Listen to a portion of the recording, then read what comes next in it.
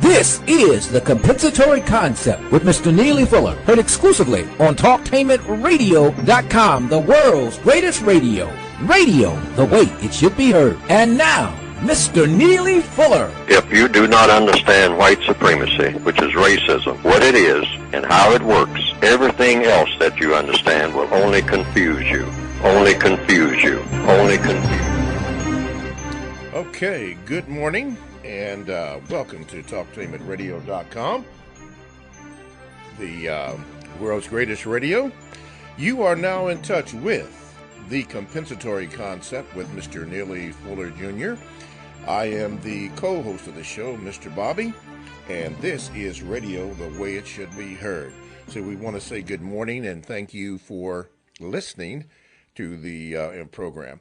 I got to get some things out the way. First of all, Mr. Fuller is on the line, so we will get to him in just a few moments. We need you to do this. Don't call in until I give you the number and the email or Gmail address. What we're going to try to do today is we want to try to answer a lot of the questions that have come in. And so I decided that I would do 15 minutes of those questions and then give Mr. Fuller and you the rest of the time, because I saw where I was not being able to get those questions in a timely manner. They are in a question rotation, so we need to do that. Concerning the Compensathon, I got some new information. It says, stay tuned for the Compensathon, which is an effort to get sponsors for the program hosted by Neely Fuller and co-hosted by Mr. Bobby, the compensatory concept. Now, a special fundraising 2-hour program is to air on May the 18th from 9 until 11 a.m., is what I'm told. There will be special guests on the program explaining the importance of keeping Mr. Fuller on the air and extending the program for 2 hours. That is the purpose of it. I'm also told that they're in the process of getting a donate button, so that you can donate. And they are going to address the suggestion by some of the callers about PayPal, but right now that's not official. So you still right now, as of now, have to send your donations to the K&E World Network. That is Post Office Box 6184, Columbus, Ohio, 43206. Again, no personal checks will be accepted, but money orders and a bank check, and then we will email your receipt.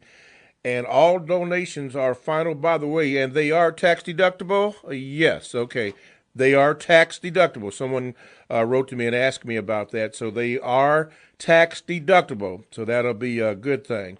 For that. Now, Mr. Neely Fuller Jr. and Mr. Bobby are not compensated by any monies from this effort, not at all. So don't get it twisted. We don't get paid anything for that. That is strictly for the show and for the extenuation of the programming. So a Compensathon tentatively scheduled for the 18th of May from 9 a.m. until 11 a.m., and there will be other hosts on the show with us trying to get this effort in. Mr. Fuller, I have to mention also that if you are planning on listening to the show and continuing to be a listener, that it would be a good idea that you get his book, which is called the United Independent Compensatory Code System Concept, and it is a textbook, workbook for thought, speech, and or action for victims of racism, which is white supremacy. Now, you can go to producejustice.com, and on the screen will come up all the information that you need to get a copy of this book and also of the word guide, which you might feel that you might need for an additional fee. So you might want to take heed to that. Now, on the line from Washington, D.C., we have Mr. Neely Fuller Jr. And Mr. Fuller, how are you this morning? I'm still learning. You are still learning. Good. I thought we would do something different this particular program, which would, for the first few moments, at least to the first break, answer some questions. So let's give that a shot, and then we'll go ahead with the show. This comes from Lamar. He says, "Greetings, Mr. Fuller, Mr. Bobby. Where Europeans suggest a person situated, deriving origin from the landmass called Europe.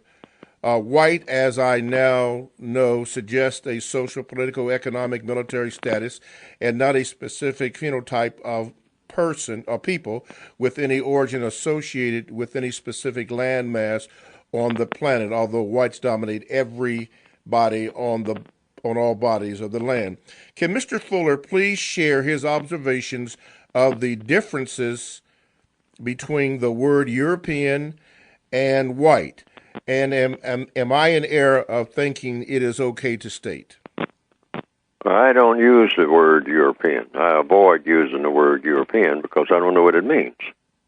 There are a lot of black people who say that they are born in what is called Europe. So is that black person a European?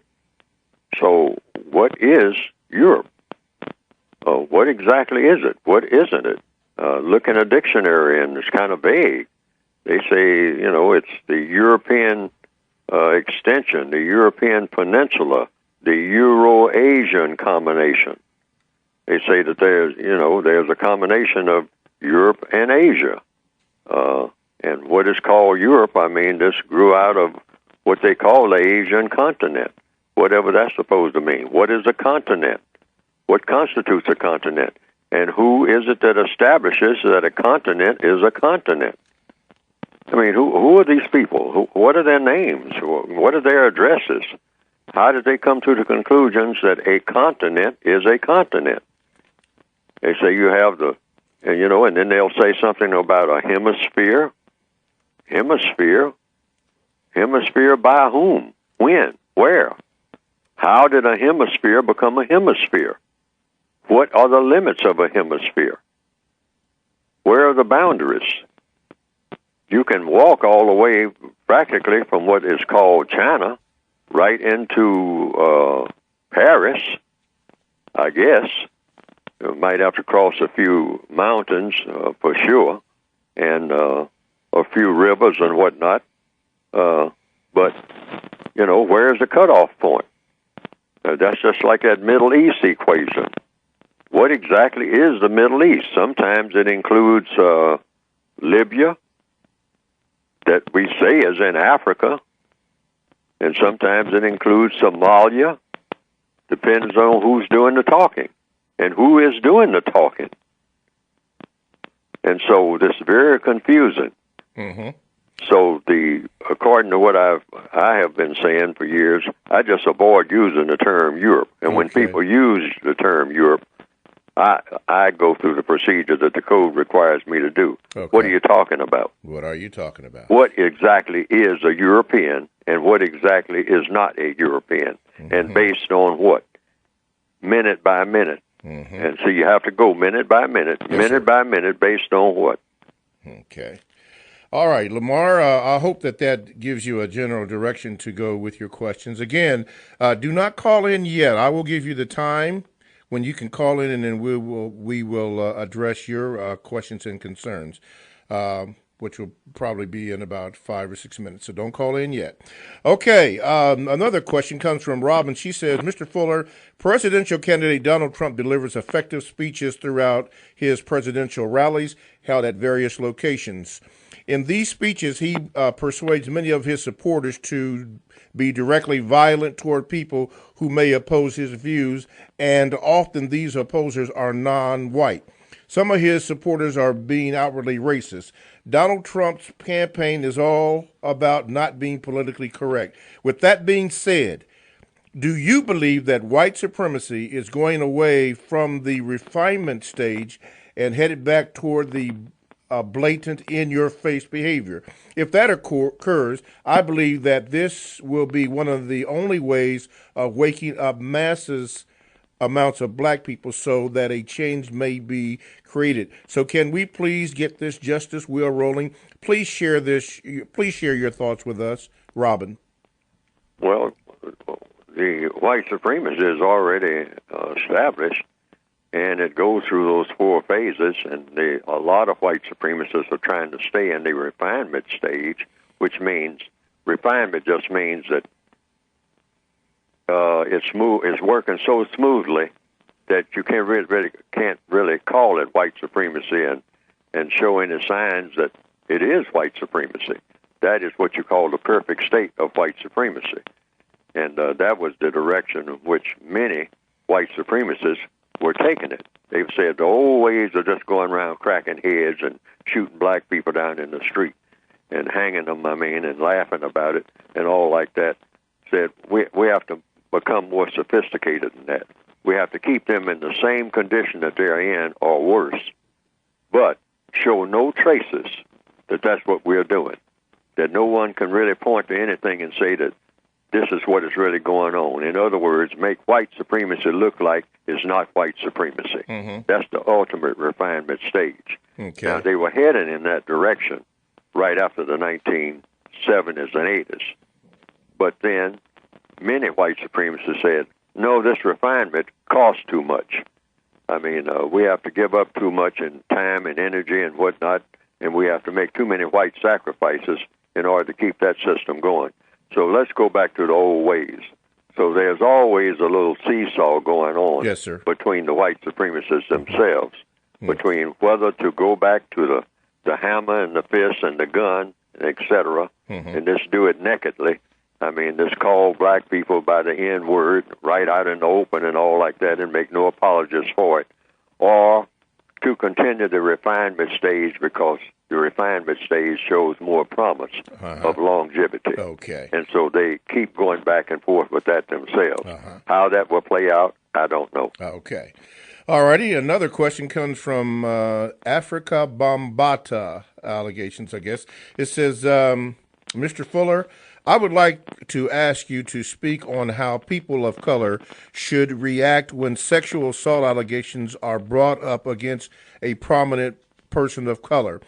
This is actually in reference to the recent sexual abuse allegations made against the legendary rapper Africa Bambata. It seems like we frequently turn on our own without proof of wrongdoing. Should we just not share our opinions on these subjects if asked in order not to speak ill of another black person?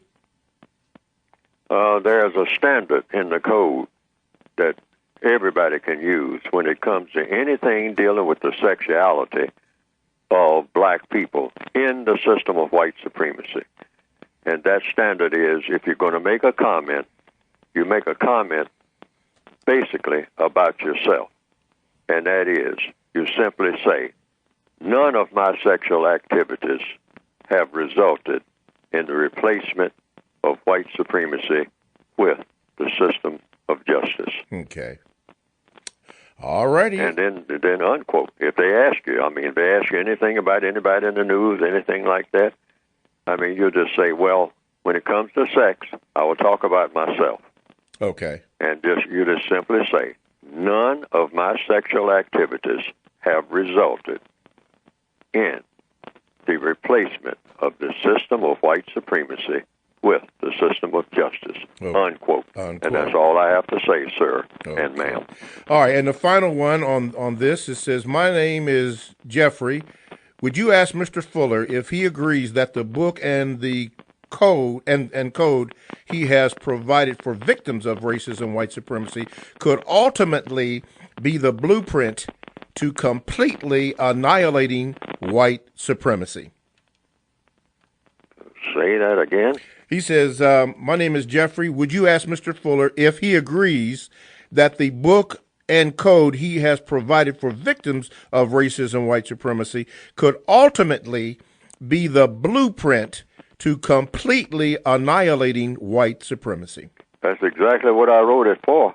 If I fail at that, then my book is just another book.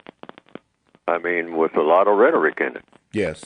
I started out with the intention of writing a code for countering the system of white supremacy, and in order to counter it and prove that you're countering the system of white supremacy, there has to be no white supremacy.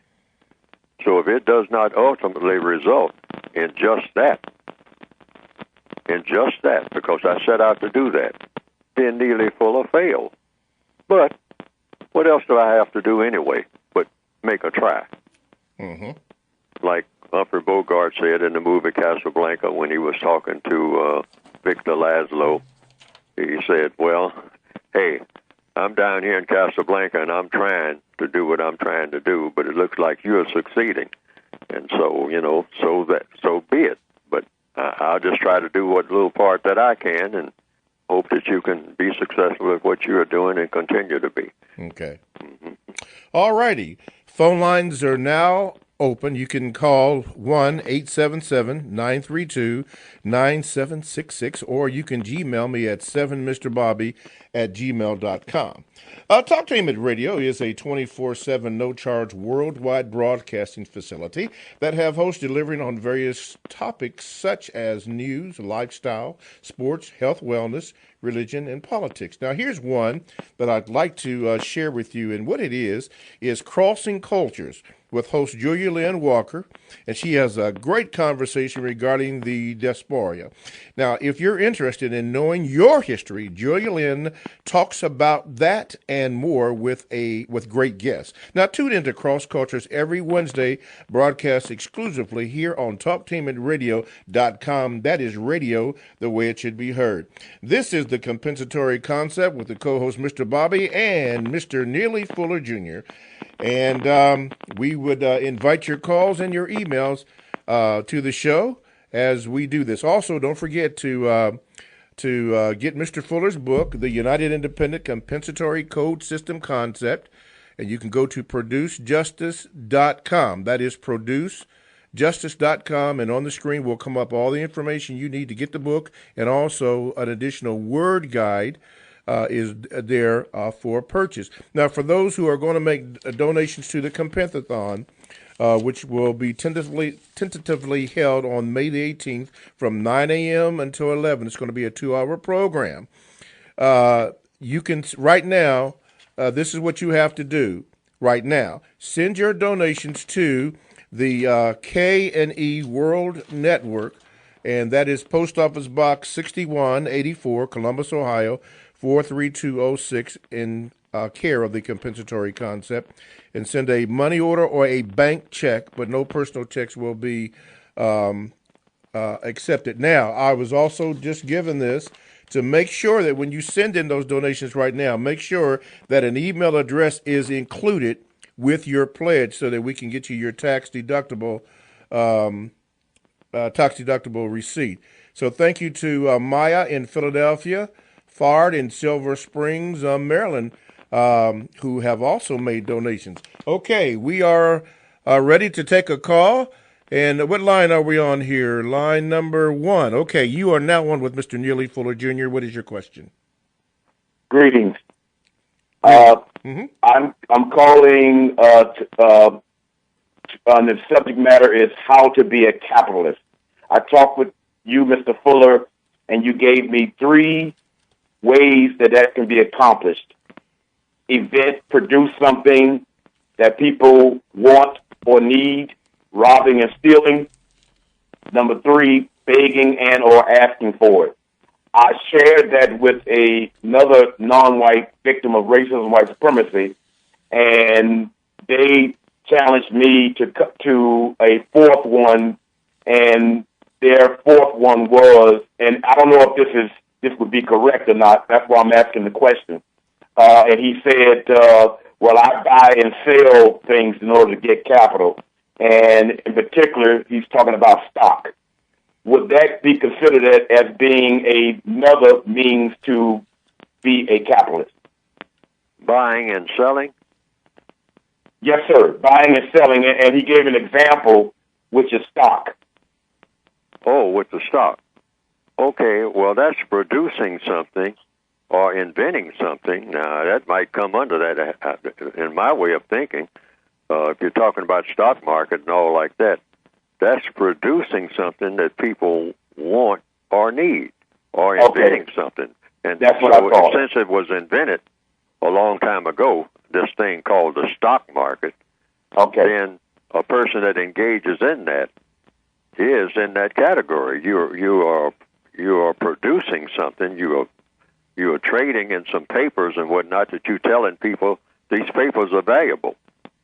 I think that's the way it works. I think the stock market is all about, handing people pieces of paper and telling them that this piece of paper is very valuable. It's going to go up in value and provide you with things that you will later on need that is not paper if you want these things. I think that's really what it's all about, this thing called the stock market.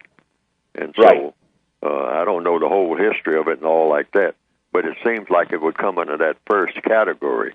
You are handing somebody something that they want or need, that they think is valuable. So that would come under that first one. That's not a fourth one. That's the first one. Right. When I was making a logical understanding of where that would fit into, instead of making a fourth, that's the one that would be my guess. But I wanted to go to where I got the information from in the first place, at saying you at the source where I got the information from, and that makes sense to me. Thank you, sir. All righty. Thank you, sir. 1-877-932-9766 is the number that you can call, or you can Gmail me at 7mrbobby@gmail.com. Mr. Fuller, Kevin wrote this. He said, I have noticed on YouTube cartoons of Mr. Fuller while he is giving his dialogue. Mr. Fuller is shown as a cartoon character talking, and stereotypical images of black people are shown behind him as he speaks. Is Mr. Fuller aware of this, and how does he feel about this happening? And then are the donations tax deductible, which we have addressed, and they are.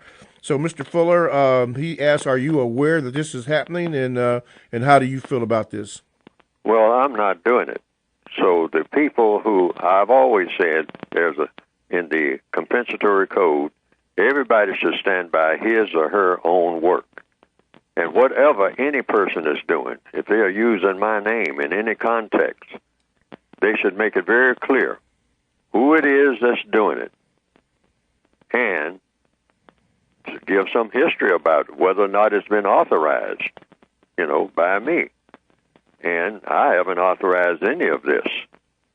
So anybody who's mentioning my name out there, they can mention my name, like I mentioned the name of President Obama and et cetera. I don't get his authorization, but I make it clear that this is me saying this about President Obama, and that and I'm saying this, or if I'm talking about some politician, or talking about some event in the news, I will say, this is my view of that event. And I will say, this is Neely Fuller's view. This is Neely Fuller's opinion on General Patton. This is Neely Fuller's opinion on Harriet Tubman. This is Neely Fuller's opinion.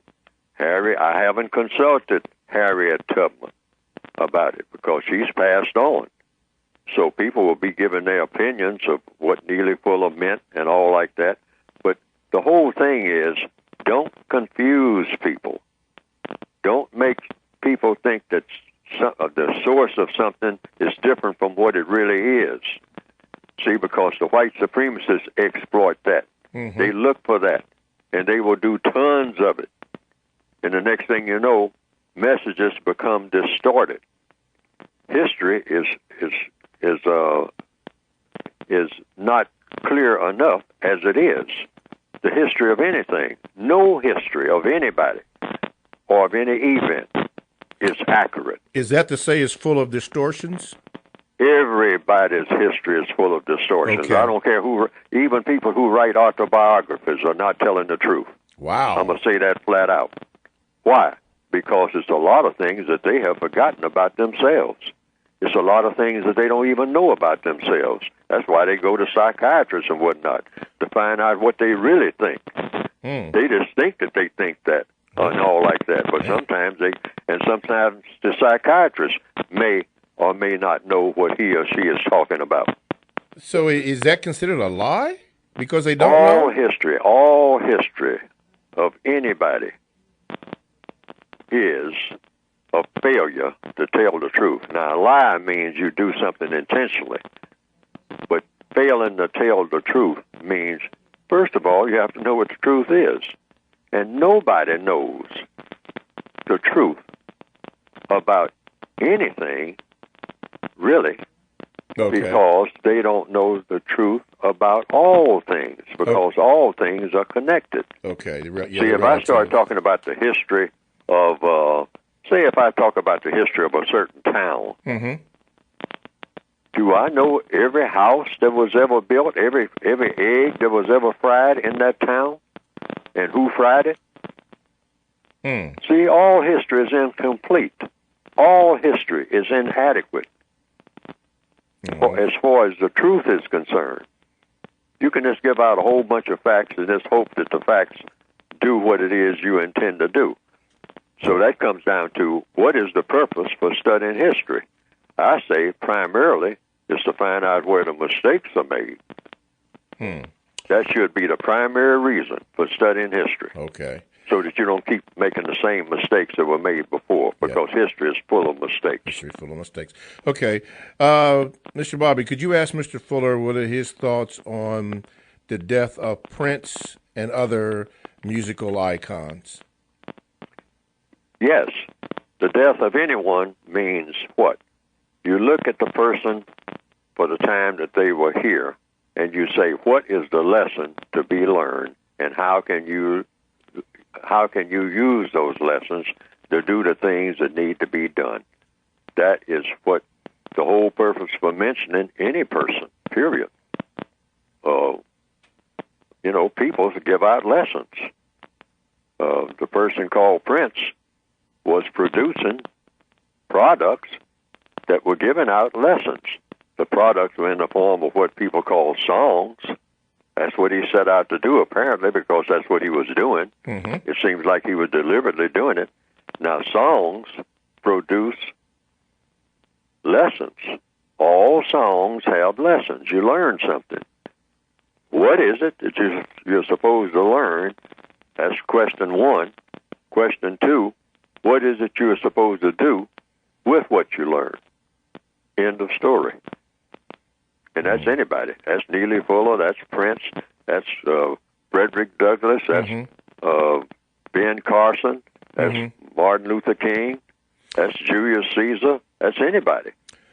In your lifespan, have you seen this cycle of death like it is with so many prominent people seeming to pass like they are right now, or is this cyclical, or is there something up in your opinion? One thing that you can look at recently is drugs. Something is going on about this drug business. So maybe somebody can explore all of that. Yes, sir. I mean, and that kind of goes back. I mean, and lots of people are dying in something connected with drugs. It does seem that way. So how does that seem, what is all of that about? Questions.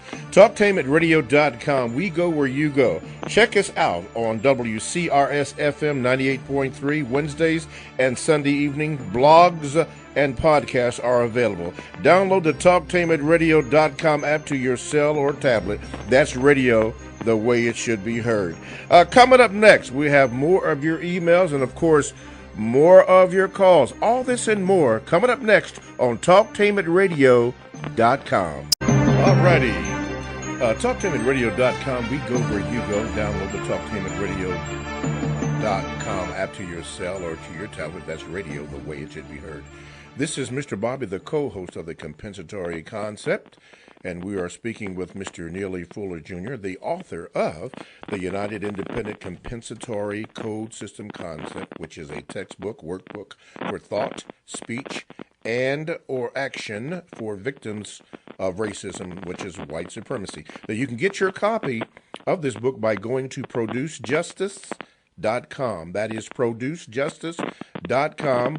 And all the information will come up on the screen as to what you need to do. And also, there is a word guide that you can get for an additional fee, all at producejustice.com.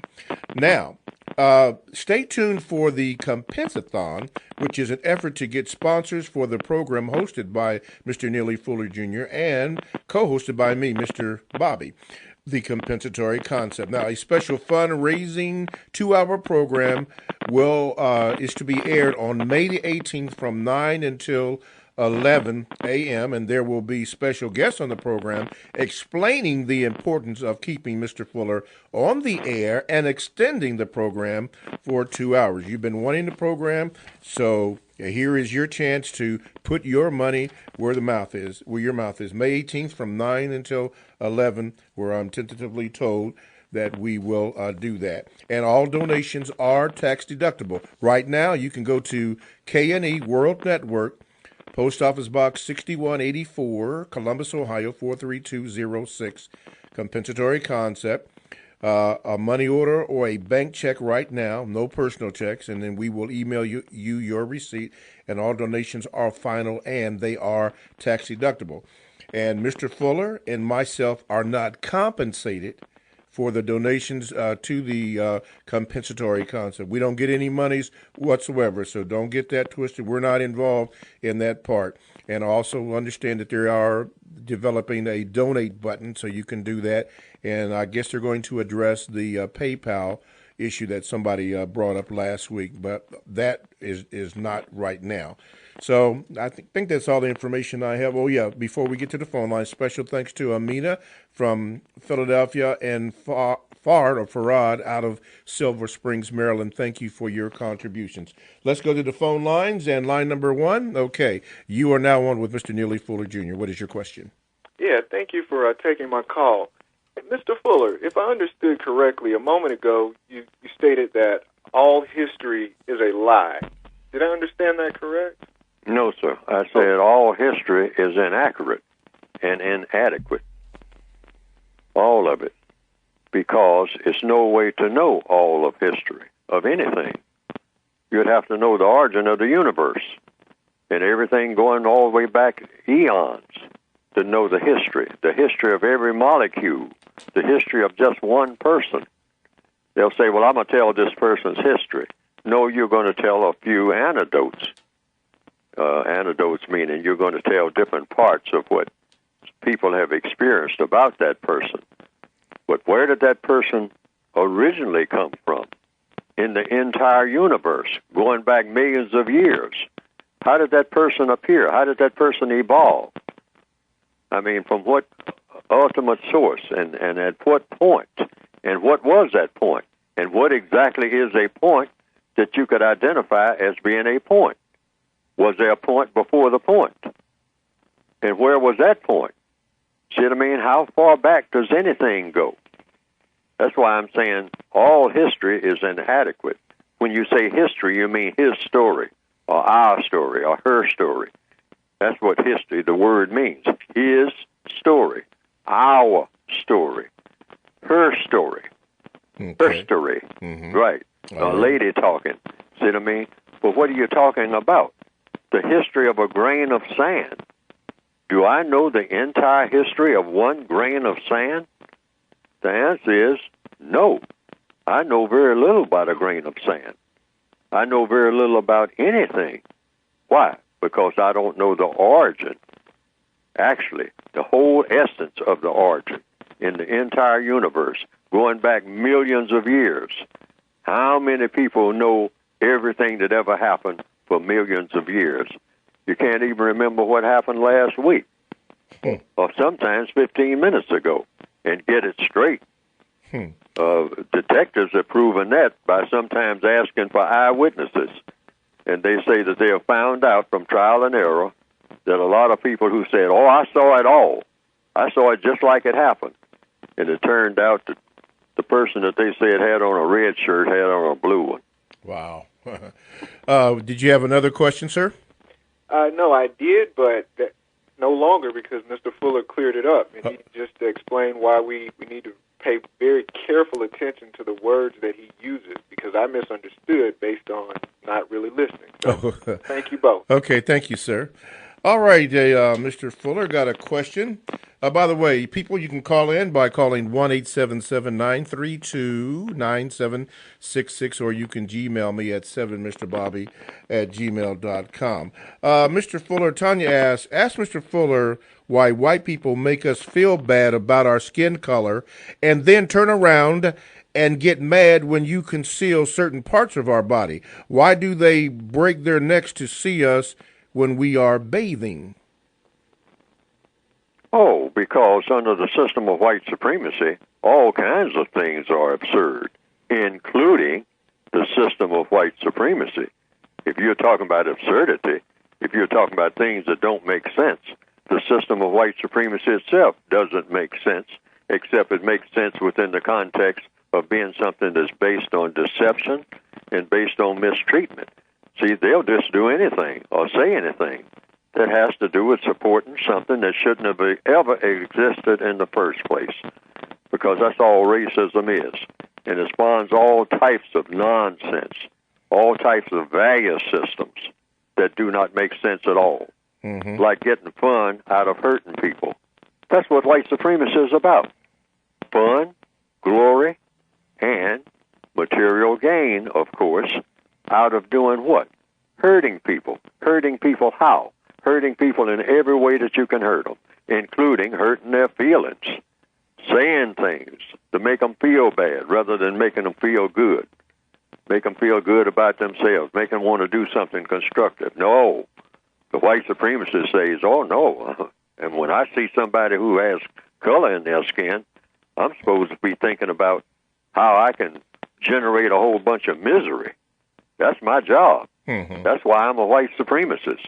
White supremacy is about making people of color miserable, not about doing anything that looks like it's heading in any direction of being something that's going to be of any constructive value at all that's going to involve them. Okay. Also, this question came up. Let's see. Ask Mr. Fuller, what should I do if I live with white supremacists as well as funny acting blacks and suspect that the white supremacists are going through my personal items by the look of the arrangements of my belongings? Ask him, why are they in low down conditions like blacks? The white supremacists will do anything that they choose to do. And one of the things they choose to do is to know everything about their victims, because you can't dominate people unless you know a whole lot about them. So that's to be expected. That goes with the territory. And remember, if you're a victim of white supremacy, we are in the system. We're just under one government, and that's the government of white supremacy worldwide, if you are a person with color in his or her skin. So therefore, being a prisoner of war and have, being captured, we've already been captured. They're not in the process of trying to capture us. We have already been captured. We were captured before we were born, because we were born in prison. Regardless of where you are, if you're a person with color in his or her skin, you're already in the prison camp of the system of white supremacy. So therefore, every now and then, the warden of the prison might choose just to come and look through some of your belongings in your cell. It's what you call prison inspection and whatnot, or cell inspection. Like in Shawshank Redemption, the movie that I refer to sometimes, they came in, handed a frame cell, and knocked things around, looking for what they call contraband and whatnot, and then left it in disarray. Walked off and left it like that. Yes, they did. Yes, right. So, and he's got to rearrange it all again, whatnot. But that goes with the territory. You got to keep remembering. You cannot forget for one moment. You're not in la-la land. You are a prisoner of war in the system of white supremacy. And everything that goes with that, is mostly unpleasant. Okay. Don't forget, stay tuned for the Compentathon, which is an effort to get sponsors for the program. hosted by Mr. Neely Fuller Jr. and co-hosted by me, Mr. Bobby, with a special fundraising 2-hour program to air on May the 18th, 9 to 11 a.m., and there will be special guests on the programming explaining the importance of keeping Mr. Fuller on the air and extending the program for 2 hours. You can make all your donations to K&E World Network, Post Office Box 6184, Columbus, Ohio 43206. And also, you need to get your copy of Mr. Fuller's book, The United Independent Compensatory Code System Concept. And you can get that by going to producejustice.com. That is producejustice.com. Let's go to the phone lines. Line number 1, you are now on with Mr. Neely Fuller Jr. How you doing, Mr. Bobby and Mr. Fuller? Go ahead, sir. I got a question. I recently got an advanced degree, master's degree, and I'm working on a side project trying to grow my own business. And I work for a company, fight on, what have you. And they are curious on why they know I have this advanced degree, but they are curious why I'm not wanting to get a promotion or what have you, because my getting the degree wasn't for advancement in the company. How do you think those superiors, i.e. the owner, VPs or whatnot, see me with an advanced degree when they don't have one? Mr. Fuller? How do they think? What now? How do they see me as a black man with an advanced degree and they don't have one when they're over me, but I work for them, but I'm not looking for advancement in their company? Well, what is it they are seeking to know from you? You just simply answer the questions as they ask them. Or simply, if there seems to be a problem, and apparently from what you're saying, there is a problem, first establish the answer to one question. Sirs, is there a problem? And if there is a problem, what is it? Yeah. That's all. Very simple. See, that's in any work situation. And in every work situation, there are problems. So anytime anything comes up, including this thing about your degree or anything like that, if they haven't mentioned the degree, then that's something else. Because if anything that they haven't mentioned, then don't you mention it.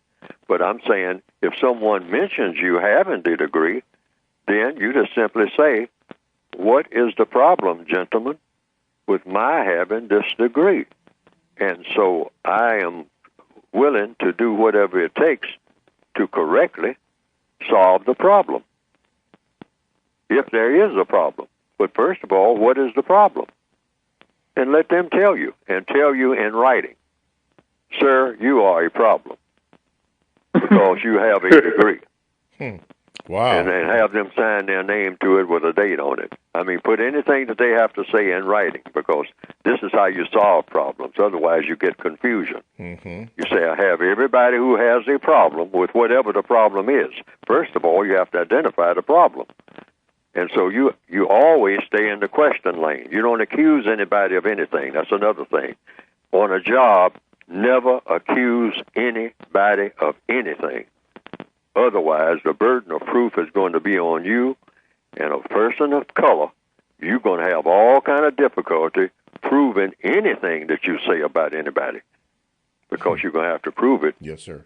Directly or indirectly, one way or another, probably over a period of time, by someone who just may be a white supremacist. Suspected. You keep that in mind. Right. Yes. See, so therefore, stay in the question lane simply by saying, gentlemen, and always be polite. Always be polite. Don't let anybody be more polite than you. That's essential. Never act like you got a lot of power behind you because you don't have it. You don't have any. Don't Right, pretend that you have power that you don't have. They can see all through that because they know how much power you got. That's right. All right. They got plenty of people to back them up. You don't have anybody. So you take that position. Sirs, see, remember, you're a prisoner of war. Yes. Don't forget that. So when you're in the warden's office with your prison uniform, which is your skin, all right, then you talk. You don't say anything about the warden being obtuse and all like that. That's an accusation. All right? You say, sir, what is the problem? Am I doing something that I shouldn't be doing? Do I have something that I shouldn't have? Okay, And that's it right there. And what steps? Yes, and what steps can I take to resolve this problem to the best interest of everybody involved, so that justice is done? All righty. Thank you, sir. That was a good question. Thank you so much, sir, and thank you for listening. Okay, let's see. What line do we go to? Line number 2. Okay, you're now on with Mr. Neely Fuller Jr. What is your question? Yes. Question: is white supremacy constructive for white supremacists? And if so, is that a negative producing a positive for white supremacists? If what now? Is white supremacy constructive for white supremacists? And if so, is that a negative producing a positive?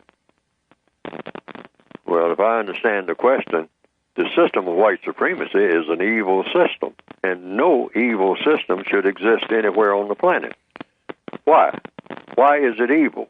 Because it's designed to dominate and mistreat people.